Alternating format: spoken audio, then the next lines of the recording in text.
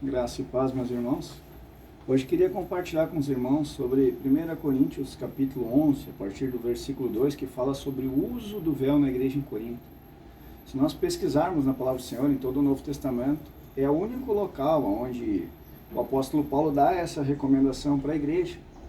E é tremendo que no versículo 3 diz assim: mas eu quero que saibais que a cabeça de todo homem é Cristo. E a cabeça da mulher é o homem. E a cabeça de Cristo é Deus. Amém? Então aqui começa a explicar que a mulher que usa o véu, ela honra a sua cabeça. Ou seja, ela honra o seu homem. E o homem que usa véu em sua cabeça, ele desonra o seu cabeça, que é Cristo. Nós temos que lembrar que naquela época, não se usava as roupas, digamos assim, mais decotadas e extravagantes ou sensuais, seria a palavra que eu busco, dos dias atuais. Então, uma mulher que não usasse véu, se ela fosse casada, ela estaria desonrando seu marido, pois ela estaria se expondo a estranhos. A palavra do Senhor é tremenda porque ela tem o seu conceito literal de época, que nós podemos chamar de loucos, e também tem o seu conceito de realidade espiritual para os dias atuais. Como a palavra ensina lá no livro de Hebreus, que a palavra de Deus ela é viva, ela é eficaz, ela é mais cortante que qualquer espada de duas lâminas ou de dois gumes. Ou seja, a palavra que foi escrita para nós há 1900 anos atrás, que foi mais ou menos quando começamos a ter, né, esses escritos canonizados, o cânon, né, que temos do Novo Testamento, essa palavra, ela ainda é eficaz nos dias de hoje.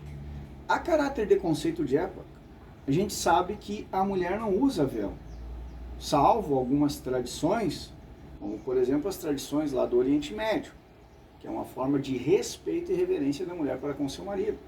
É uma forma de decoro das mulheres daquela região. Porém, em países tropicais ou países de, com todo respeito, mas países de carnaval e funk, como o Brasil, usar um véu e uma roupa longa é algo completamente vergonhoso, né? Tanto que hoje em dia as próprias igrejas não se preocupam tanto com o vestuário. É evidente que não seria adequado, né, uma mulher, principalmente se for uma mulher jovem, casada, com uma calça suplex branca, indo a um culto. Não estou aqui pregando moda, não é essa a ideia. Mas com certeza, se tivesse um rapaz jovem atrás dela, ele não conseguiria se concentrar na pregação, a não ser que ele fosse uma pessoa totalmente crucificada. Porque a palavra diz claramente que nós temos que fugir da imoralidade. O que significa isso? Significa que se eu me deixar próximo da imoralidade, eu corro um grave risco de ceder e cair. A palavra também diz que aquele que só de pensar impuramente com alguém do sexo oposto já está cometendo adultério com essa pessoa. Seja o homem com a mulher ou a mulher com o homem. Amém? Então, qual é o intuito dessa ministração aqui? Nós temos que lembrar que nós somos espírito, alma e corpo. E se nós transportarmos mulher para a realidade espiritual, a mulher representa a alma do homem, assim como o espírito representa o homem. Por que o espírito representa o homem? Porque o Espírito Santo, que foi concedido por Cristo, né, após a sua ressurreição, soprou em suas narinas o Espírito Santo, o Consolador, ele amalgamou, ele se fundiu ao espírito humano, que é consciência, intuição e comunhão. Então, o homem espiritual, que é citado lá em Gênesis capítulo 1, que é a imagem e conforme a semelhança de Deus, agora ele está dentro de nós, o homem segundo Deus. Foi exatamente esse caráter e essa expressão de filho do homem que o Senhor Jesus Cristo trouxe para nós. Ele diz na sua palavra: eu vim para vos dar o exemplo, amém? Então, esse homem espiritual já habita dentro de nós, né? Ensinado pelo Espírito Santo. E agora, a nossa alma, ela está como uma mulher viúva, porque a carne morreu no batismo. Vejam bem, antes a alma era guiada pelos desejos da carne, mas agora ela está viúva, pronta para contrair novas núpcias. E a nossa alma, que é mente, vontade e emoções, ela precisa estar em matrimônio com o espírito humano, que foi ressuscitado pelo Espírito Santo através do nascer de novo. Aquele que nascer da água e do Espírito tem acesso ao reino do Senhor, ao reino de Deus. Amém? Se eu ando na carne, eu não consigo agradar a Deus. Isso está escrito na palavra. Mas quando eu ando no Espírito, eu ando em unidade com o Senhor. Eu penso nas coisas do Senhor, eu vivo as coisas do Senhor e eu crucifico a carne. A palavra diz claramente, dia a dia tome sua cruz. Lucas 9, 23, se não me engano.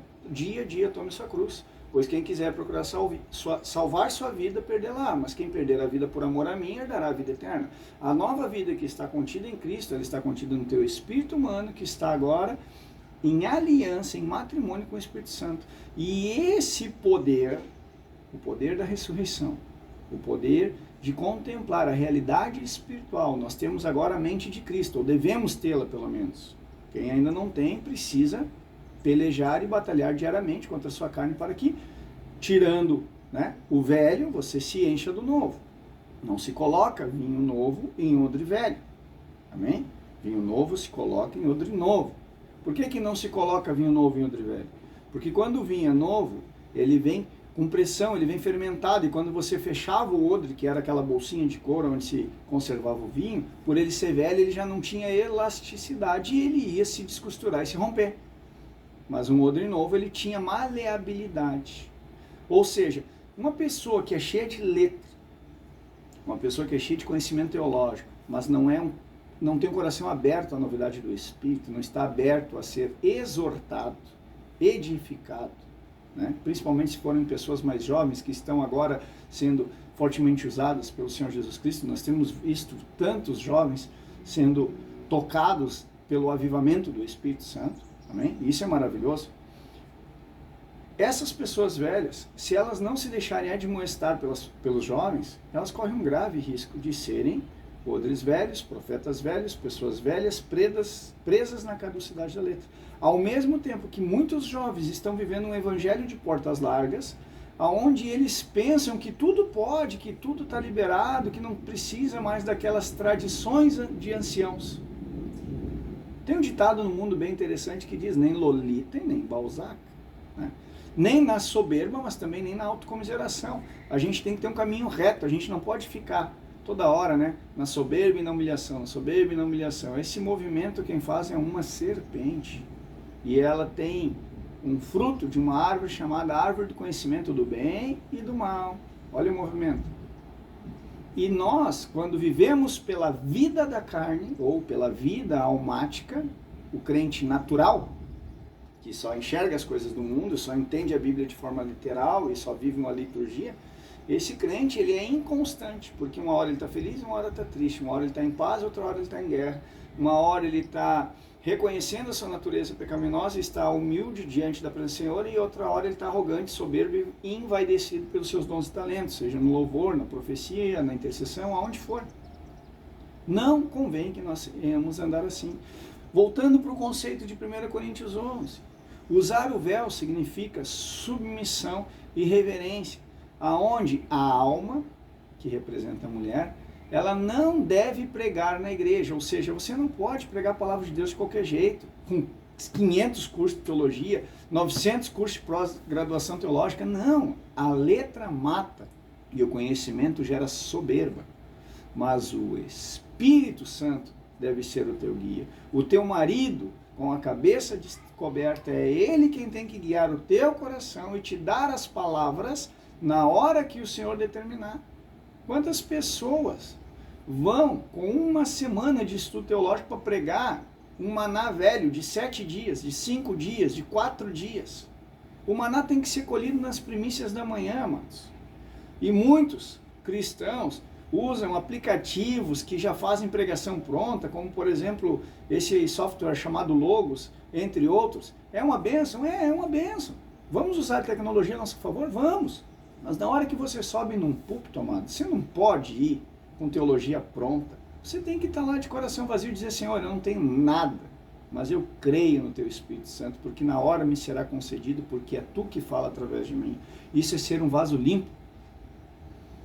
É um vaso novo, É um odre novo, onde o vinho novo entra e flui. Agora, quando você prega na alma, no conhecimento intelectual, você é uma mulher de cabeça destapada. Porque você, como crente almático, está se colocando como cabeça da ministração.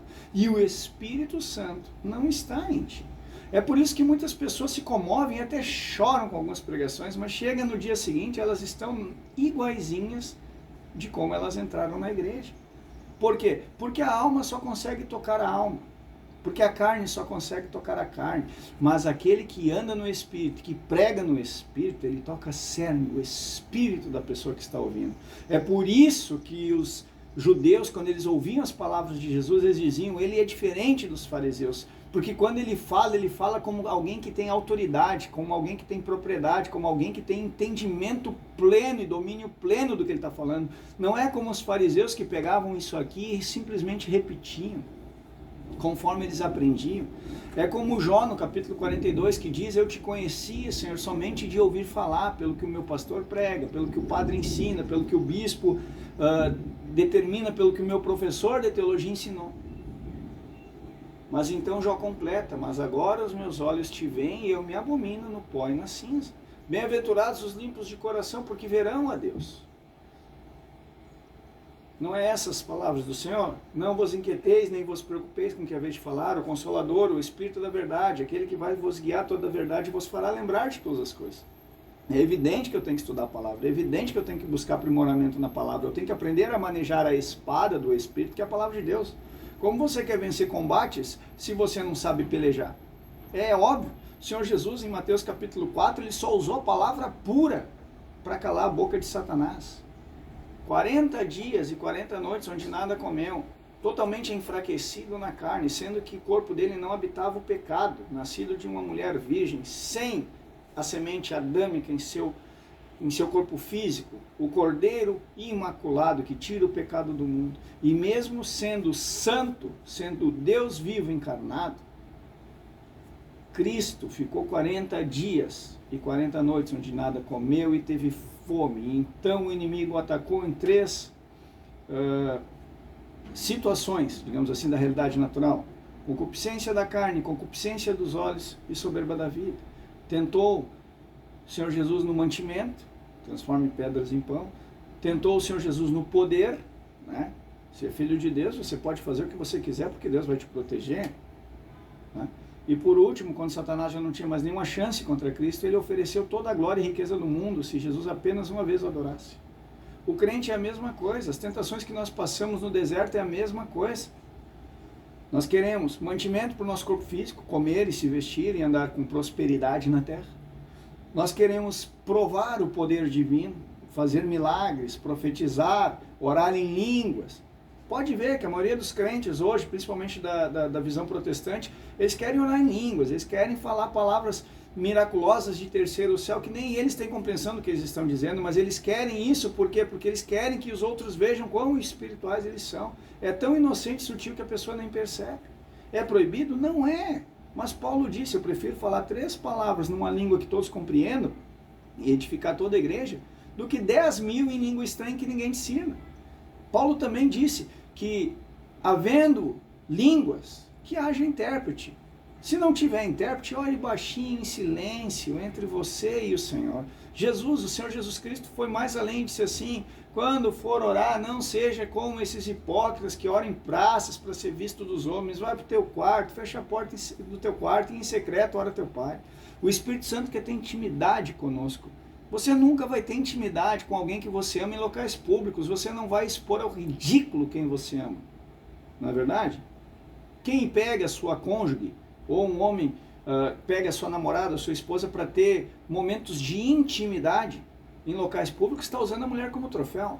E vice-versa. E o crente que quer ter intimidade, realidade espiritual em locais públicos, quer mostrar o seu poder espiritual, ele está querendo usar o Espírito Santo como troféu. Como um certo homem que pediu para Pedro, eu te ofereço dinheiro e você me dá esse poder de poder impor as mãos sobre as pessoas e o Espírito Santo descer sobre elas. E o que Pedro disse? Esse teu dinheiro seja para perdição, querido. Julgaste que com dinheiro tu pudesse comprar o dom de Deus. Quantos cristãos hoje estão sendo enganados pelo diabo porque não entenderam que a nossa missão em Cristo é simplesmente compreender a realidade espiritual, nos encher do Espírito Santo, cobrir a nossa cabeça, ou seja, a nossa racionalidade humana, e viver por fé. O justo viverá por fé. Toda a nossa salvação se dá por fé, não se dá por obras. Por obras ninguém será salvo. Mas alguns dirão, mas sem obras a fé ela é inútil. Sim, mas a obra sem fé é lei. Porque primeiro eu preciso da fé para depois ter obras. Por isso que Paulo citou 1 Coríntios capítulo 13. Mesmo que eu fale a língua dos anjos e dos homens, mesmo que eu tenha tamanha fé a ponto de transportar montes, mesmo que eu lance até meu corpo em sacrifício para ser queimado em prol da igreja, se não for por amor, é inútil. Resumo do resumo, Jesus disse, se não me engano em João 6, não lembro de cabeça, a obra de Deus é somente essa. Olha, testificou, irmão. A obra de Deus é somente essa, que creiam naquele que Deus enviou. Palavra no singular, quem Deus enviou? Cristo, o Espírito Santo, Consolador. Os três são um. Quem tem o Filho tem o Pai, quem não tem o Filho não tem o Pai. Amém? Então, amados, quando você lê essa passagem, você se lembre que o Espírito é o marido, a alma é a esposa e a carne é o amante. O amante tem que sair fora, amados, porque os que estão na carne não podem servir nem agradar ao Senhor. Amém? Vamos tomar posse? Vamos entender isso? Vamos tocar essa realidade espiritual e parar de tentar ser, ter e sentir dentro da obra do Senhor e deixar que o Espírito Santo do Senhor flua através de nós por intermédio do amor de Cristo que já habita em mim e que eu tenho que ter esse amor pelos meus irmãos e pela igreja, não importa a placa, não importa o local, o amor ele é incondicional. Tudo sofre, tudo crê, tudo espera, tudo suporta e jamais acaba. É essa a chave e o segredo para que nós venhamos aí para as bodas do Cordeiro, reinar com Cristo por 1000 anos. Não julgueis para não ser julgados. O que significa isso? Significa que se eu aprender a viver uma vida de esperança, fé, amor, e não ficar julgando os irmãos ou avaliando quem está no espírito e quem está na carne, eu também não serei julgado. E a graça de Cristo será abundante sobre mim a tal ponto que quando Ele vier, eu não vou ter nenhuma condenação, porque nenhuma condenação há para os que estão em Cristo Jesus. Amém, igreja? Tomem posse da vida eterna. Tomem posse do poder de Deus, que é a palavra rema em vossos corações, ou seja, a palavra fluindo através de vós. Não sejam mulheres insubmissas aos vossos maridos, ou seja, não vivam pela racionalidade humana e entreguem-se para que o Espírito Santo vos conceda o poder de Deus, mas não para benefício próprio ou para vanglória, para roubar a glória de Deus, não, para que o Espírito Santo através de vós possa tocar o coração das pessoas e trazer as pessoas para dentro do corpo de Cristo, que é a igreja, a Assembleia dos Santos.